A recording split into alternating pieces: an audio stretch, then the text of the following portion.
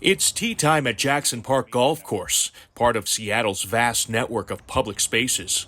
But go beyond the greens and onto nearby trails leading into the deep woods.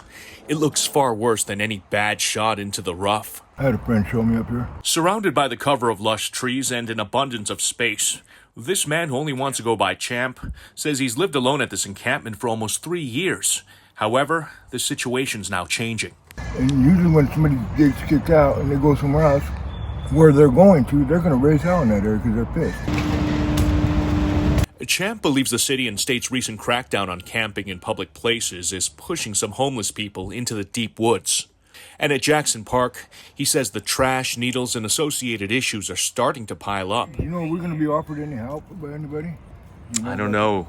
Problem is, it's hard for city and county outreach workers to get out here, especially with the challenging terrain.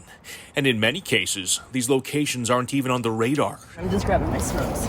Kaylee Gordon hopes it remains that way here in West Seattle until she can figure out her next step. I'm a person who likes to be away from people. Again, we set up a system. A spokesperson from Mayor Bruce Harrell's office says they're aware of this exodus into the woods on city property, but won't say when crews will move in to address the situation. Any kind of housing would be reasonable. Whitney Silvera says she's choosing the forest until the right type of housing is available for her and her boyfriend. We don't want to separate from each other.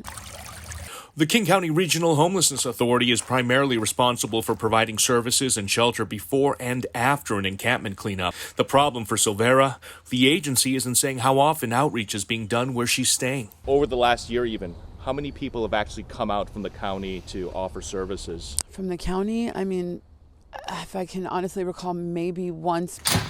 Similar scenarios are playing out in other heavily wooded parts of the region. In White Center, several people are living on this environmentally sensitive area.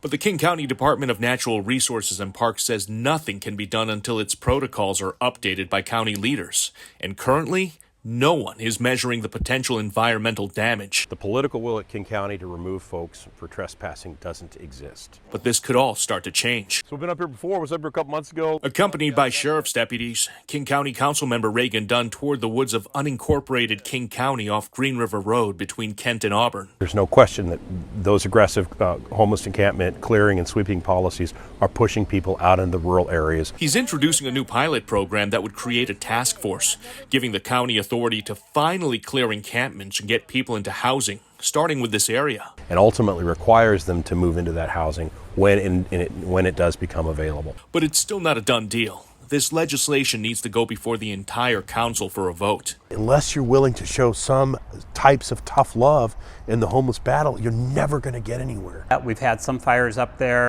Pat Pollock is Division Chief of Puget Sound Regional Fire Authority and isn't blaming all the problems on the homeless in the woods. But he's hoping the policymakers also consider the challenges first responders face working in these conditions. There are the dangers of the needles and things like that. A tremendous amount of this stuff has been stolen from neighboring businesses, houses. Sheriff's Deputy Stephen Johnson knows many of these campers by name and their struggles. Have you arrested anyone in the wooded areas so far this year? We've arrested people for domestic violence back here. And says allowing this to continue is not compassion. I'll be honest, it breaks my heart to see that this has been allowed to happen. Right behind South Seattle College, the West Duwamish Greenbelt is a mess after a homeless takeover. But a school spokesperson says he's not even sure if this is part of their property or responsibility. Anybody home? That's why instead of waiting around to find out, concerned neighbors called Andrea Suarez with We Heart Seattle, a nonprofit focused on encampment cleanups and helping people living on the streets find housing. This is a plastic What do you think's in there? full of urine.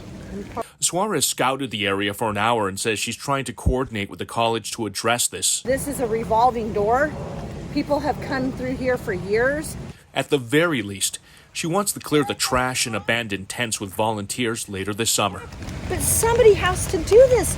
This is an environmental and humanitarian crisis.